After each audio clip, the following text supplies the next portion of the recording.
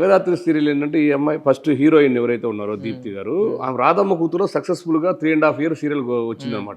చాలా social media చాలా following ఎక్కువ. ఆమె ఏ సీరియల్లో ఉన్నా కూడా ఆ ఫాలోయింగ్ అలానే ఉంటుంది. ఈ జగదాత్రికి కూడా సేమ్ అంతే, డ్యూయల్ రోల్ అనమాట. ఒకటి చీర కట్టుకున్న ఒక రోల్ ఉంటుంది ఇన్నోసెంట్ గా, ఒకటేం పోలీస్ డిపార్ట్మెంట్ డ్రెస్ లో ఉండి తాట తీసే క్యారెక్టర్ ఒకటి ఉంటుంది. అది ప్రేక్షకులకు దగ్గరగా ఉంటుంది అనమాట. దాంట్లో ఆమె హీరోయిజం ఉంటుంది. దీన్ని నేను విలన్ గా ఎంటర్ అయ్యాను. అది ఏ సీరియల్ నేను విలన్ గా ఉంటాను, పోలీస్ విలన్ అట్లా.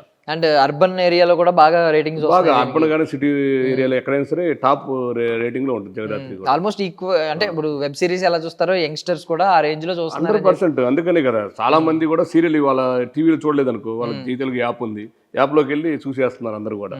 ఇవాళ ఆప్షన్ కూడా ఉంది కాబట్టి అందరూ కూడా కంపల్సరీ చూస్తున్నారు, ప్రేక్షకులు ఆదరిస్తున్నారు.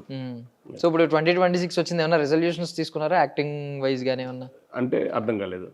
అంటే ఇది చేద్దాం అది చేద్దాం గోల్ పెట్టుకోవడం ఇలాంటి గోల్స్ ఏం లేదు. మనం చేస్తే 365 రోజులు షూటింగ్లు ఉన్నాయి. నేను చేయను కదా 365 రోజులు, నెల మీద నేను చేసేది 7-8 రోజులు.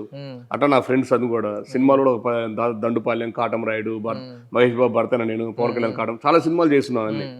ఈ సీరియల్ కూడా ఏంటంటే ఫ్రెండ్స్ అందరూ ఉన్నారు కాబట్టి సరదాగా నచ్చిన పాత్ర, మంచి క్యారెక్టర్ బాగా డిమాండ్ గా ఉన్నప్పుడు సరదా చేసుకుంటూ వెళ్తుంటాను.